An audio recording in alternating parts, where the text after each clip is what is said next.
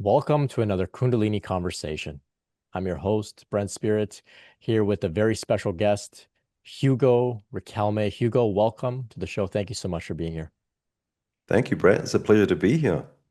Yeah, my Excited. yeah, me too. So Hugo has got 10 years of Kundalini experience here that he'll be sharing with us today, his wisdom, his insights, his journey.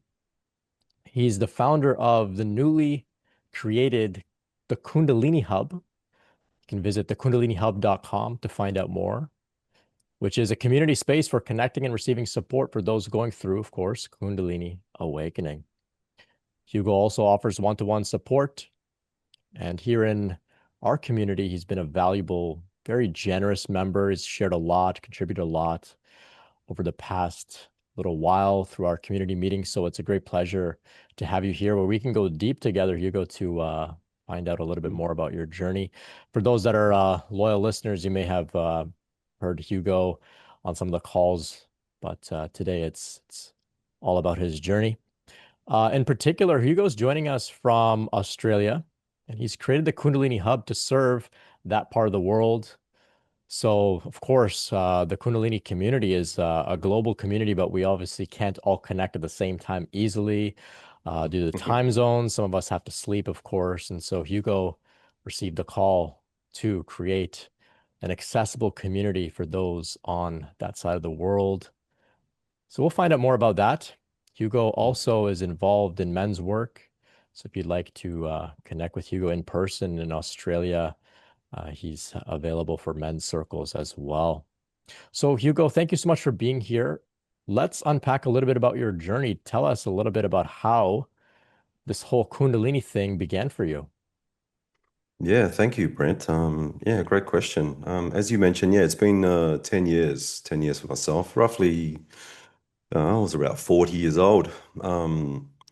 And my journey has been about pain. Pretty blunt. I mean, I was just stuck in a relationship that I wasn't really, entirely happy in. And I was just experiencing, I was at the time I was renovating a home. We had bought a home, and I was just experiencing a lot of toil and, blood, sweat, tears going through, and just not, I was just in a state of unease, which essentially sent me on my internal journey. I remember at one point I was just so in pain. I was just scattered and just really questioning, what am I doing here? What's with all this pain and whatever. And I guess at one point I found myself on my knees. I basically just dropped. I collapsed and I just dropped to my knees. And I looked up, I mean, I was brought up Catholic, so I thought there was something up there in the sky. So I guess down on my knees, I looked up towards the skies and I said, I don't know, some sort of God. I said, I don't know who or what you are, but I'm in pain here. And if you don't help or something, it's something along those lines, like, yeah, I need help here. And, or else I'm done. I'm done with this. It's like at my most contracted point in my life. And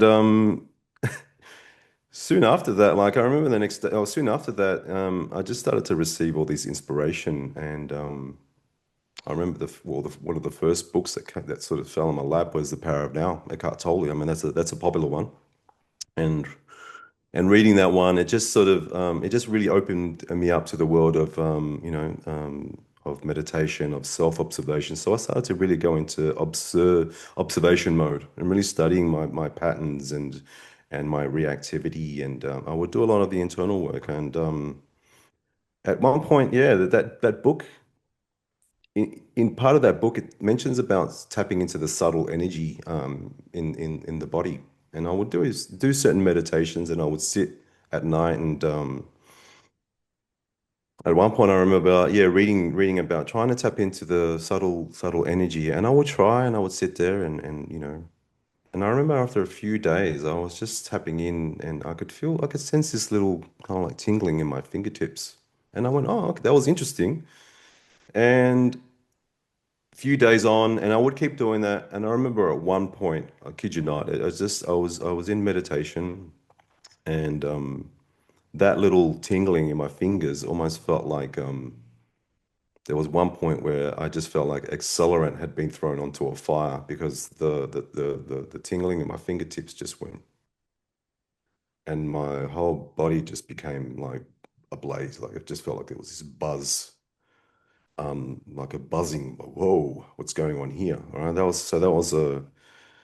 um, that was the start of the woo-woo stuff, right? So I had no explanation for that. So, and in that, the one thing that I do recall was a sense of when that explosion happened, there was a voice that said, "Welcome home, my love. I've been waiting for you all this time." And you've been kind of like you've been caught. So the pain that you've been through, you've been sort of like uh entranced in the external world. And now that you finally sort of come within, and it felt like a homecoming. It felt like, welcome home, my love. I'm glad that you're finally here. And there was this sense of peace that just came over me. It was beautiful, and it was amazing. Yeah, I remember just sitting in meditation, and that it felt like a thousand butterflies like flapping their wings. Or anywhere I would place my awareness, essentially, it just felt like the most blissful, loving energy. I just felt really held and felt comforted. Yeah. So it was a beautiful relief to have. And, you know, from coming from that pain that I was experiencing, I thought, but the thing is that, sure, at the very start, I was going through these sort of blissed out, I felt very ecstatic. And as for many, that bliss bubble burst, not long not long after. So that's an experience that I know that many of us go through. So, but at the time, I had no idea what was going on. No idea. I mean, that's the start of many things. I would go into meditation and reach deep samadhi states, and I had no idea what was going on. And I would just, and then all the main phenomena, that I started to experience. So after that, I would experience like, yeah, all the colors started changing, and I could see people's auras, and it was just life changing. And I had no understanding. I had no idea what was going on. And the other thing too is that at that time, like I didn't feel welcome from my partner at the time because I was trying to explain what was going on. Ah, The thing is that before that, I guess the thing is that, yeah, no, yeah, I just didn't have that connection. Maybe because, my partner saw me at that time. My partner saw me that I was not well, mm, and maybe she found it challenging that I started to meditate. Didn't really understand that for me, the path to liberation was really getting to know myself. That's why I was meditating. That's why I went into radical like self-observation. I really wanted to understand what triggers me, why I have reactions, who is this character that has these reactions to life, the stresses, and I really wanted to lift the lid on myself. I really wanted to, that there is that term in the Bible that says, know thyself. And know thyself is basically lifting the lid on everything, all the discomfort, that was my radical journey, which then, yeah, as I mentioned, which then set off this, I had this, it's almost as if I had a taste. mm. I was given a taster, I was given a little bit of yeah, like those states of bliss, and then that love bliss bubble burst.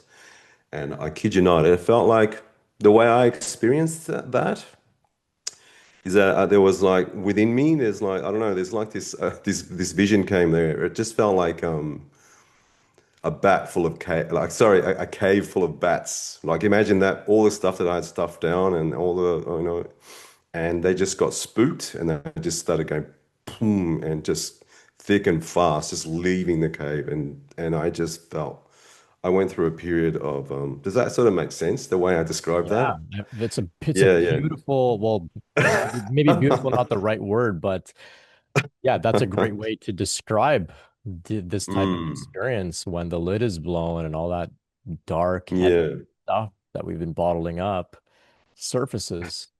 Yeah. Mm.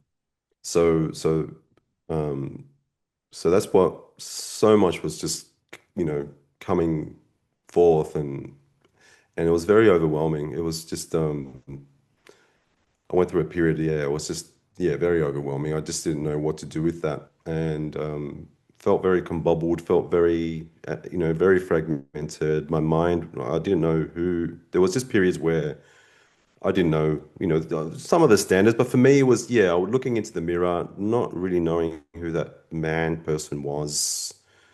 I would go into states of, I would just experience this as there's nothing, like the whole construct just would drop out, and I would just feel like this amorphous blob, you know, um, walking through the streets and with no boundary. Like, where is this? Where does Hugo's start and finish?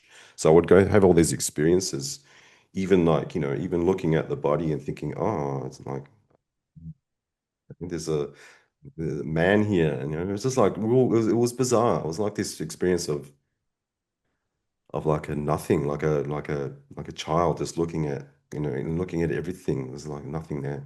Right. Um, so it was really, and at that time, like, here I am, a 40-year-old, 42-year-old father, I'm going through this, I still had to do life. Honestly, I reflect back and I don't know how the hell how I got through, doing simple things like dropping the kids off at school, preparing their lunches, turning up to work. I have no idea.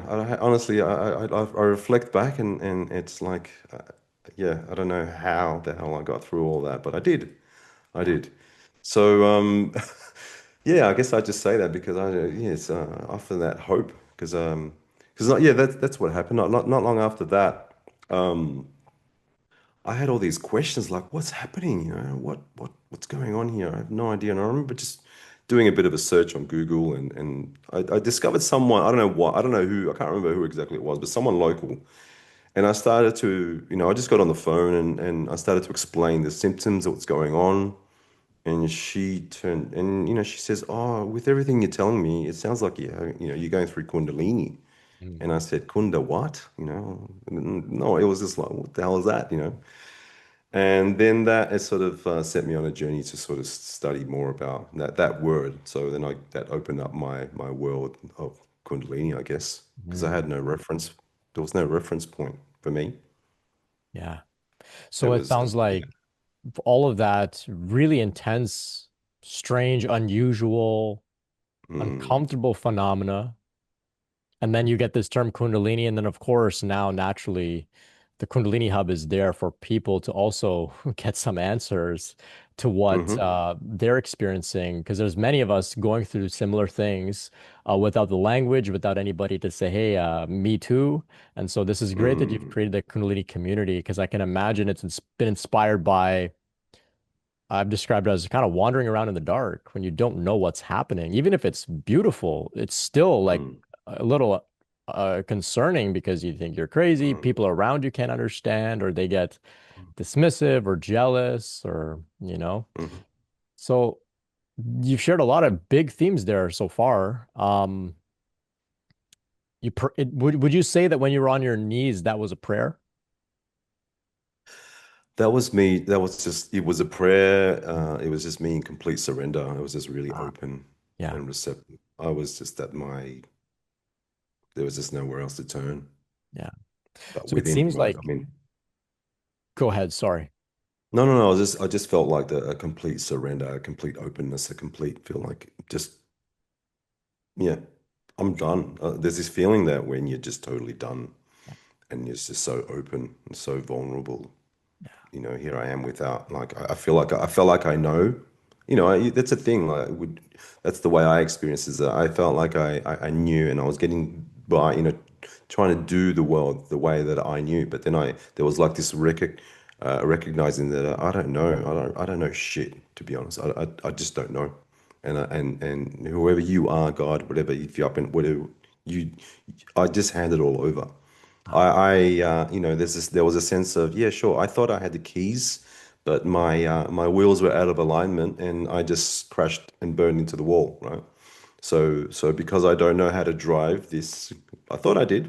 And it was just like this moment of, here, I'll hand over the keys, you take care of it because obviously I don't know how. So there was this, and that was a powerful moment. It just really, really shifted everything. A sense of yeah, that being on my knees point. Yeah. I just want to highlight it because I've encountered many who have made a similar prayer or put themselves in that open, vulnerable, surrendered state and Mm. received significant responses from, we could say God or the divine or the universe, Hmm. often involving, significant Kundalini awakening. A Kundalini transformation begins at that point. And I just want to highlight that because sometimes people think that this needs to be awakened through intense yogic practice or breath work or psychedelic use, or there's some visualization technique. But actually, if you really ask for it in this deep way and you go into that state of being and you pray from that place, Mm. prayers get Hmm. answered. And it doesn't obviously get Mm. answered in a straightforward way. I mean, it's been an ongoing thing ever since, it seems. Yeah. Hmm. Another interesting theme in your journey before we get you to continue sharing, I just wanted to highlight, many people have Mm. this idea that Kundalini begins at the base of the spine, it rises like a snake, but I've heard people Mm. describe things beginning at the feet. At the base of the Hmm. spine, of course, in the heart, at the top of the head. I spoke with one Mm. woman. I did an interview with her, Julie Hoyle. She described a guru touched her on the elbow, and that created this experience. And so you're the first I've heard who describes it beginning, that sensation, the energetic phenomena beginning in the hands, the fingertips. So just to Mm. just to break anybody's idea of this being a very linear root chakra, then it's your Mm. sacral chakra. It doesn't happen like this. This is just an entire Hmm. system transformation. Yeah, you're right. I do remember though, I mean, not long after that moment, I do remember that the majority of my experience, then after that fingertip experience and that whole kaboom, I did go into meditation at one point and I felt like in my solar plexus, like a plug had been popped, like, imagine like a bathtub. Like I felt this plug just going pump, and all of a sudden I felt this swirling energy in my stomach. And whoa, whoa, what's going on here? It's just, but I definitely feel that that unbottling has been a really a bottom up. I Mm, feel like from that initial like on my knees thing. It has felt really bottom up, only because I think the pain. I think it had to do with I guess all the foundations that I had built, and I really had built them on sand. I had built them on the way that I had been taught, but the way the world teaches, and listening to others and listening to advice from others and all that sort of thing, and what you should do, and this is what you should do, and and and I never really paid attention to the wisdom within that was obscured by all those, you know, advice giving and yeah, conditioning. yeah. So for me, that's it. I felt from that call, I felt like I have felt that my whole foundation on built on sand has been totally wiped and just being built or not even built. It's like being going to a state of remembering who I truly am, just a removal of. So I have felt that very deeply. Yeah. Yeah. Yeah. Because I just like anyone, like not long after just like many people, yeah, I walked out of that relationship, that marriage that with my children as well, and I left that home, and basically, 10, 15 years of hard work, toil, saving, getting into the housing market, all those things, it just dropped out. I just had to let it go, and that's been part of my process as well, I guess. Yeah. Yeah. Yeah. Very common, very challenging theme where people seem to, on some level, lose everything.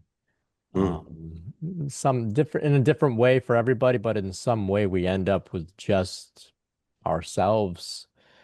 You use interesting language, and I understand, you mentioned, rebuilding, and then so maybe not rebuilding, more of a remembering, more of a returning Mm, back to wholeness. I noticed on your website, you had also described, it's not that we're evolving here, we're actually returning back to sort of this original, maybe not your word, but I'll use the word almost like this original mm, perfected state or this original whole state. mm, Um, so many ways of looking at this process, and that's why I like to have these conversations. Can you share a mm. little bit more about your take on how this is actually a returning, a remembering? Well, I guess I've been given insights into this whole process, and sometimes I sort of piece things together. Hmm.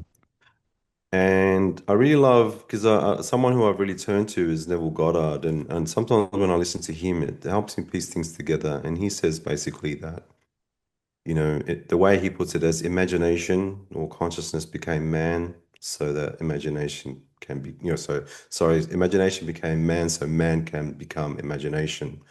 So he talks about having completed the race, and in scripture, because I've been led to sort of biblical scripture as well for some reason.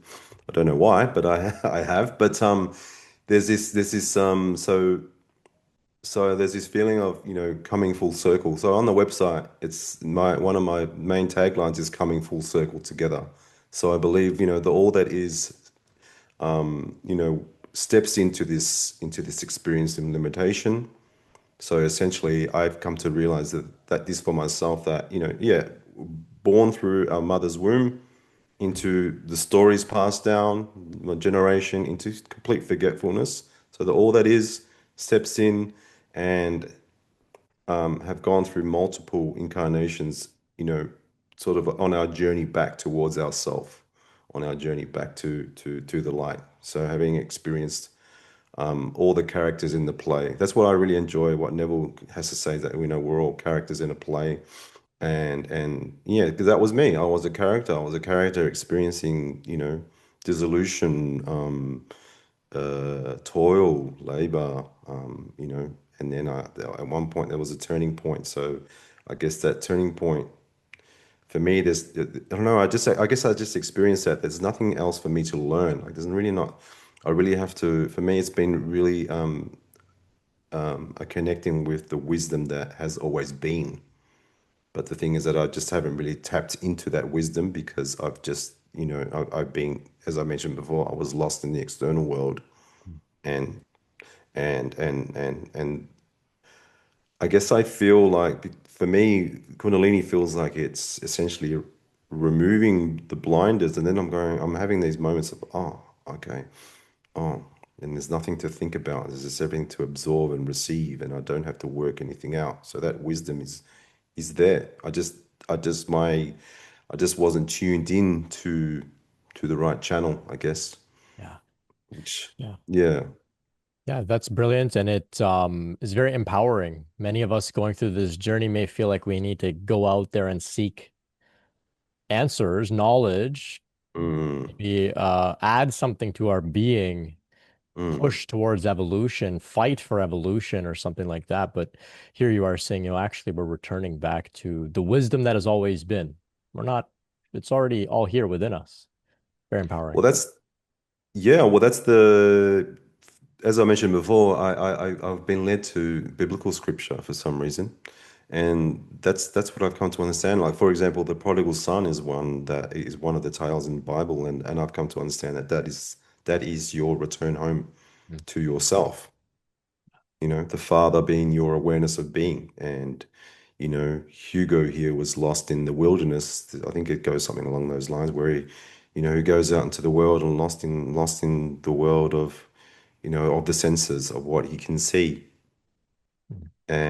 and being disillusioned in what he can see, and then returning to trying to find that's been my experience. Like, for example, that's something that Kundalini or has really shown me, that at the very start. So all the learning and all that, it's almost the best way I can put it is, for example, that I kind of I went on a search for God. Imagine me with a flashlight, right? Imagine a torch, for example, and I'm going, God, where are you? I'm looking for you everywhere.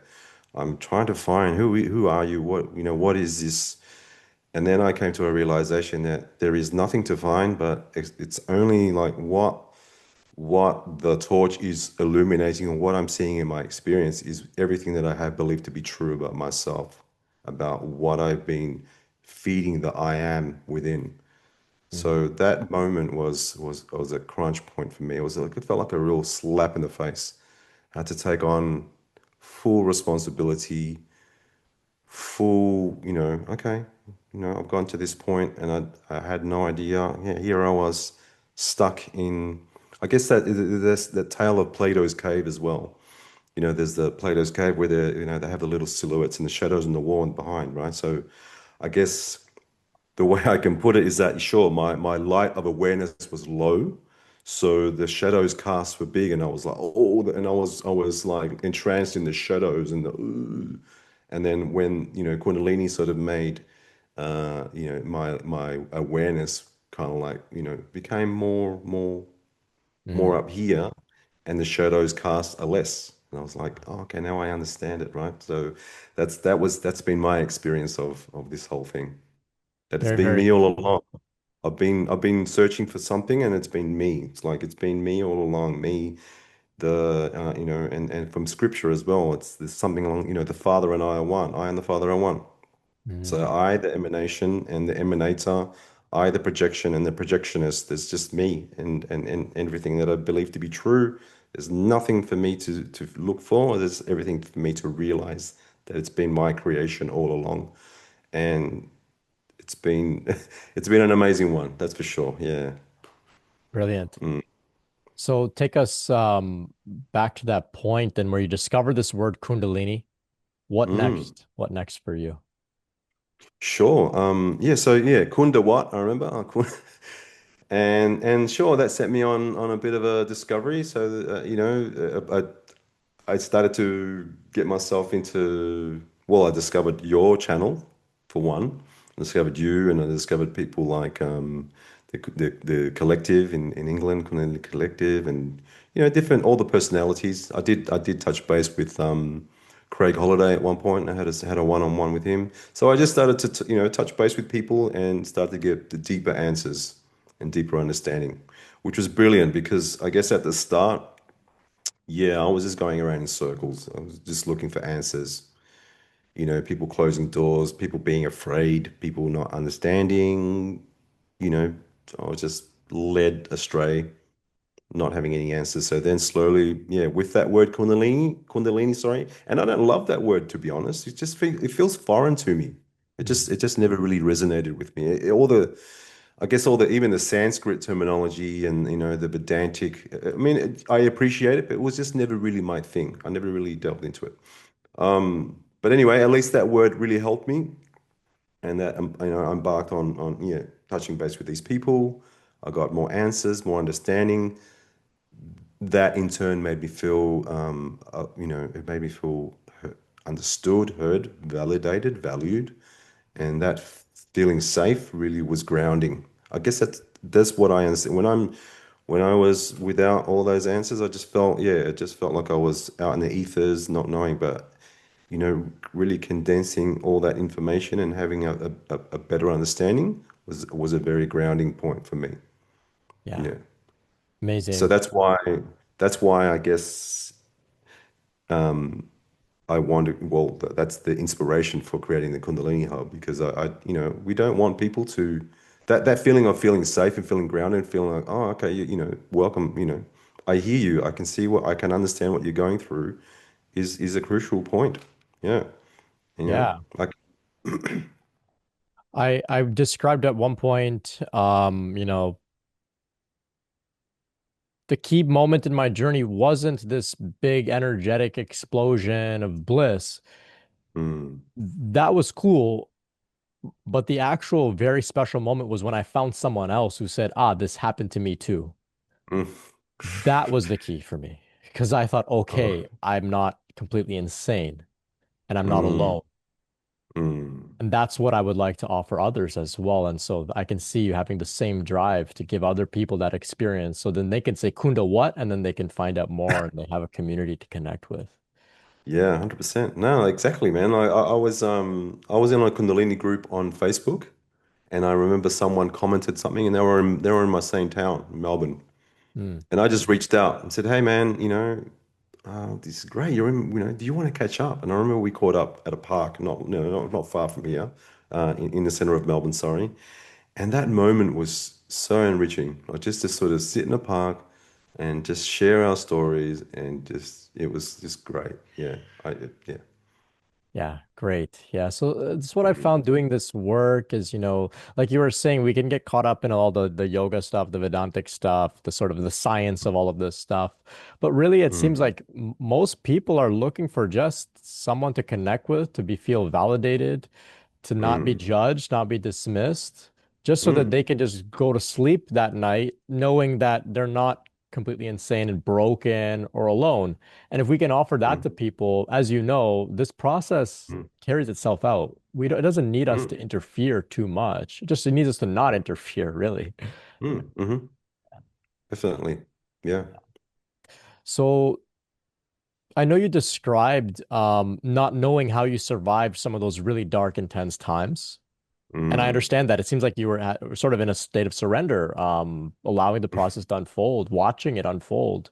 But to Mm. those listening in right now who may be in a period where those bats are coming out of the cave, they've been spooked and now they're coming up out of the cave. What can you share for those in a really uncomfortable place right now? Oh, that no matter how hard, like I mean, I guess I'll talk from my perspective that the way that I experience that is no matter now, like, 10 years on,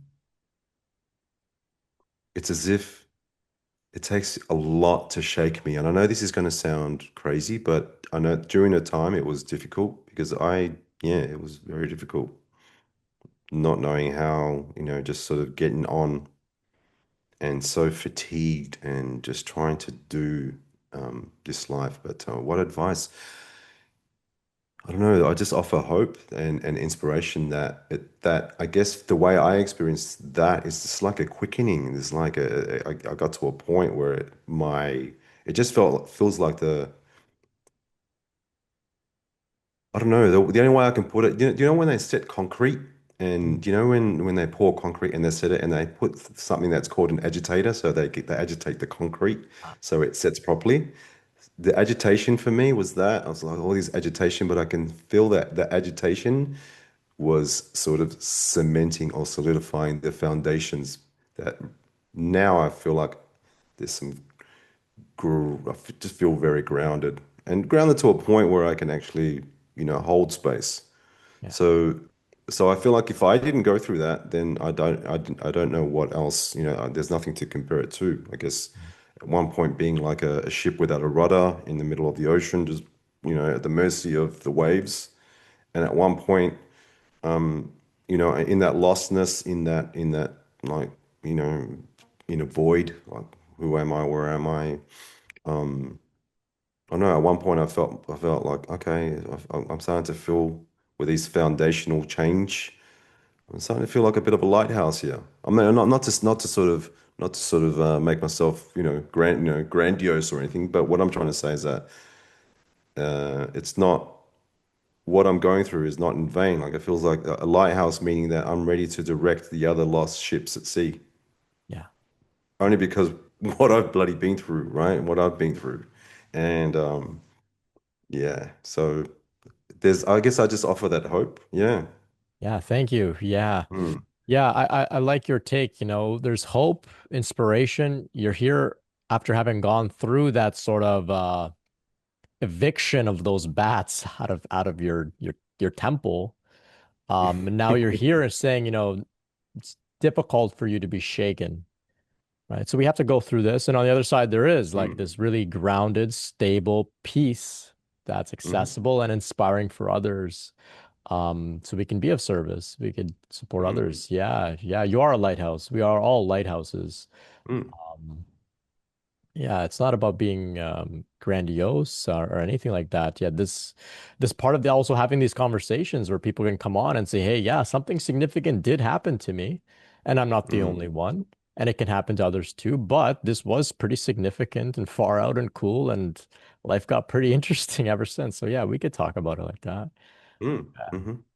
So Yeah. the call to be a lighthouse. Of course, many of us go through this process, and we get this really significant open heart. And then we Mm. want to share love and inspiration with others. We see others as ourselves. Did you have a moment or a time in your life where this began to come online? Oh yeah. Yeah. I guess when Kundalini's first sort of unbottled or unfolded for me, it really took me to ultra sort of feminine. I was just very receptive and very just very rest. I was asked to rest Mm, very, and it and just I guess the pain as well. The pain just really um developed empathy for the human experience. It's like we're all in this together.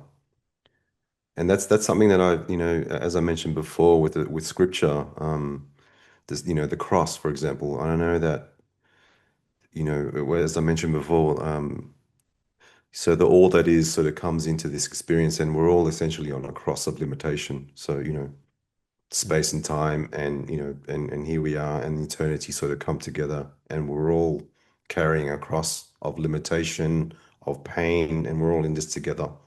So when when that invocation for Kundalini to open and to liberate, it's a liberation, I guess. And for me, it's just it's just really opened up parts of me that I didn't have. They weren't accessible to me before. I mean, I've always been an open kind of person and very very sort of touchy, and I love experience and people sharing, but Kundalini has just um opened that like to a point where I just feel like um, I haven't gone through this in vain. Like, obviously, it's something that's happening because I need to be, yeah, that service thing. Like, I remember early on when this was happening too, what helped me too, what really grounded me actually, that I remember, what really helped me ground as well was service. ah, I was working at one point, and I had a lot of time because I wasn't in a relationship, and someone at work was doing volunteer work after work and feeding the homeless um, in the city on every Wednesday night, and I turned up. I said, okay, I'm going to do that. And those acts of service and just really getting into on the ground, feeding people, speaking to people about their experiences, it was very grounding. And but the thing is that I felt like I wanted to be there. I wasn't. No one was forcing me to be there, but there was just this thing of um, just sharing stories or just making someone. It's just so simple, just being there for someone, just sharing a plate of food, just having a conversation, just seeing a smile on their face, just changing a day. It's so little that we can do, and it just started to open me up and to be of service into those in those spaces, and yeah, and now and then the drive to sort of create this thing, which I feel, yeah. yeah, very cool, Mm, very interesting. And I can relate. I remember being at a point in my journey, I had dealt with a lot of the baths. I was feeling peace, I was feeling stable, and I didn't know what mm, to do. I wanted to serve, I wanted to help, I wanted to be, inspiring in some way, and I didn't know. And it was very frustrating. And I also felt the call to just get out in the world and volunteer a little bit. And I found that mm, that got the ball rolling. It got me out of that really intense healing phase and into the world, grounded, connecting. And from there, mm. further and further inspiration came for some other things, of course, like this that we're doing here.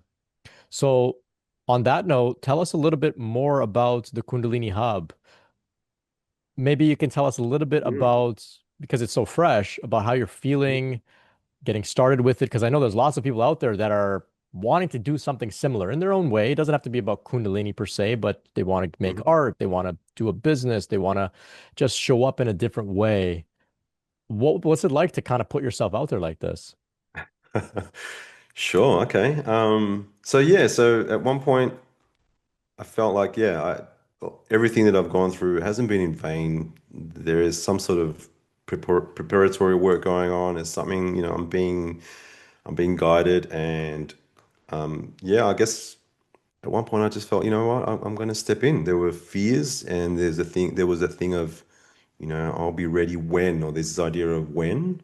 And I said, no, I'm gonna, about a year ago, I think, all I felt grounded enough. Like I felt like, I was doing a lot of studying. That's why I joined your group, because, you know, um, I would study you and how you were holding groups, and how and I was doing that with many of the people in these circles. I was just sort of observing.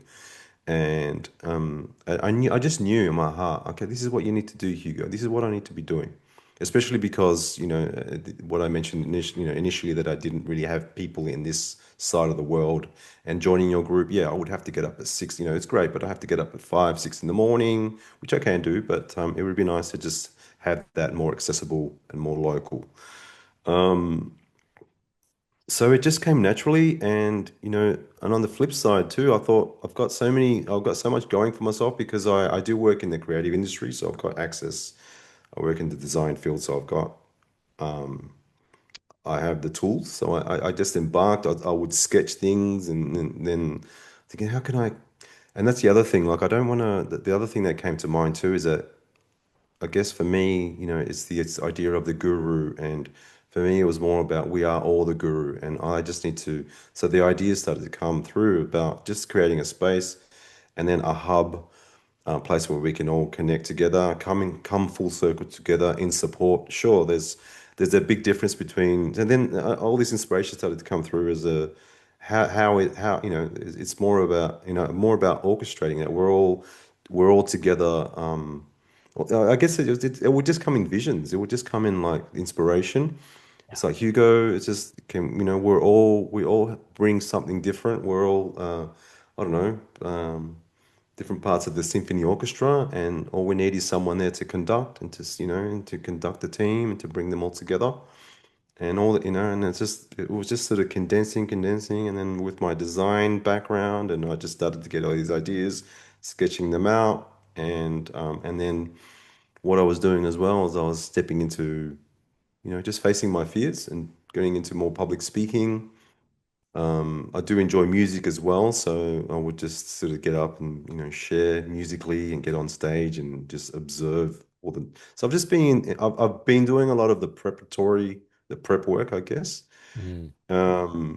And fears still come up, like, even now, but there's an excitement as well. So I guess it's just being open and sharing that, we're human as well, and we hear, and all these emotions come up, and just to turn up, whichever way we can, I guess. And I just started to feel that inspiration, which has been beautiful, because I guess with Kundalini, she keeps me on my toes. I Mm. guess if, the feeling, because I remember being a little bit complacent in my previous life, and I would just sort of waste a bit of time. But now it's like, nope, we're getting in here and we're doing it. No, remember embarking on I was with my ex-partner at the time, and I think, oh, I've got to do a website. Now, how am I going to take? And I would have all these ideas, because I'm very, creative, but on the tech side of things, it Mm. would just be very jarring for me. But I just dove in. I guess I got on, and, got some website software, and I just started to put it all together. But I felt like, there's that inspiration, and the help from within. It's like, it feels so beautiful, yeah. Yeah. So I just had to drop all the stories. Oh, this is difficult. I'm just like, yeah, just give me that guidance. Just place me where I need to be placed. Just, and I just sometimes I feel like I just step into that flow, you know, and then, oh, yeah, I was working on the logo, and I think, how do I make this happen so it looks like, we're all spokes of a bike wheel, and we're all coming around in circle. I guess I'm a very creative person in that perspective. Yeah, from that. Yeah. Yeah. Great. And what you've Mm, shared here is, when we move into some form of service, sometimes we have this idea that we can't begin until we are a perfected, fully mm, self-realized being or whatnot. And what I've noticed is actually, if you want to keep developing, healing, facing your shadow, facing your fears, clearing out your chakras or whatever, you have to then step into the roles that you're being called into. And for some, that's making art, or it's s- getting it can be so many different ways. It doesn't have to be explicitly about spiritual work, of course, but just moving Mm, into something uncomfortable hmm to give something to the world. It's how we continue to mm, grow. So yeah, I love yep. your take. It's humble. You're just want to offer people the stuff that you were looking for when you were going through those difficult times. And Mm, this is what people need. So hmm thank you. Tell us mm. specifically a little bit about some of the offers the Kundalini Hub has. Sure. So, I'm in one of the intentions is to hold a Q&A space. So that will be on a Thursday evening, 7:30 till 9 o'clock. And then, so that will be more of a very similar to what you offer on your Q&A in your Q&A space. So we just come together and, pose the questions and, open, and I'll do my best to see what comes through to help, and just, open for people to share as well. And then more specifically on Sundays, so I thought, a Sunday morning, like the idea came through. It's like, I'm not religious, but we go to church, and I thought it wouldn't be nice to just have more of an intimate sharing circle on a Sunday morning, which would feel like going into the temple, into our temples, and just sharing from our experience, what's going on for me, what's going on for you, what's going on for us, and just having a space where we can just share, and a place where all feelings are welcome. All of you is welcome here. Let's just drop the mask, just whatever's going on for you with this process or not this process, whatever. Yeah, we just feel free to share. Um, so that, and then apart from that, there is the one-on-one that I offer. So I for the moment, I'm offering a half an hour window. So you can sort of touch base and reach out, and you can see whether we can move forward, and you can work with me. So there's a half an hour there for us to share, and then to take it to an hour paid, so we can, further go into your process, and I can help guide you along, unbottle, unpack. Right. But yeah, yeah. Yeah. Amazing, Hugo. Thank you. So for those tuning in, the links to connect with Hugo, to connect with the Kundalini Hub will be in the description, the kundalinihub.com. Yeah, join the community, join the Mm, Q&As, get some support. Also a very great opportunity to connect with other people as well. Right. And then of course, I love the idea of the intimate sharing circle. That's something that's mm, definitely people are looking for to connect, to build some relationships, maybe on a long-term basis. If people come regularly, they can mm. connect with you and connect with each other and grow together. I know doing this work has been so helpful for me. Joining some other communities has been so helpful as well. And so thank you Mm. so much for doing this. The KundaliniHub.com. Hugo, thank you so much for being here, for going through your journey, for sharing with us today. I appreciate it so much. No worries, my pleasure. I wanted to as well. Yeah, so there is a YouTube channel as well, which I've just sort of started, and I'll be adding things to that. But there's some videos on the website which give you my a bit of an introduction to my story and what the Kundalini Hub is all about. So you can check those out as well. And then there's the YouTube channel, and the intention for me is to, just to keep adding to that, and to Okay. keep growing the space. And then there'll be a Facebook page that you can connect to. So all the tools, I guess, to bring people together. So we can, yeah. Okay, great. So the links to the website, the YouTube channel, the Facebook page will be in the description. And of course, those that would like to contact you, I'm sure that they'll be able to do that on your website. Hugo, thank you Mm. so much for just being so genuine, so down to earth, sharing um, your story in just a very real, honest way, which is what we need today. So thank you. I appreciate it. It's been a fun chat. Definitely has. Thank you, Brett. No, and thank you so much for being very generous, extending your offer to hold this space too for us, and to give me a plug into that's what I love. Like, I know there's no competition here. There's just this big sharing of love, and everyone who's being called into, the community is expanding. So it's just lovely to see that. people are coming together and offering space, and I'm very grateful for you. I really love what you do. I was always, as I mentioned, I was just, just in the background, just seeing how you hold space and just taking notes and but then adding my flavor. What do I bring to this space, and how can I do this for myself? So it's been great, yeah. So just wanted to say thank you. Oh, you're so welcome. Mm, Thank you. Thank you. And yeah, mm, yeah, there's really no need for competition. It's all about mm, collaboration here mm, and there's things that you will share that other people will have to hear from you and things that I'll share that people have to mm. hear from me and other people out there as well. We're essentially all just singing the same song here, just different ways. So there's Yeah. it's fun. It's really fun. And I love to support those that are going out and doing work like this. My real mission is to just start conversations about Kundalini to raise awareness and to see what Mm. impact that has around the globe. And so thank you for holding it down in Australia and the surrounding area. And of course, for those that are connecting and listening in from anywhere in the world, sometimes people can't sleep, so maybe joining one of the Kundalini Hub's meetings would be a great opportunity. So check it all Cool. out. The Welcome. KundaliniHub.com. Hugo, thank you so much. Appreciate it. Thanks again, Brent. All right. And to our It's great. listeners, thank you for tuning in and hanging out with us today. Until next time, much love and peace.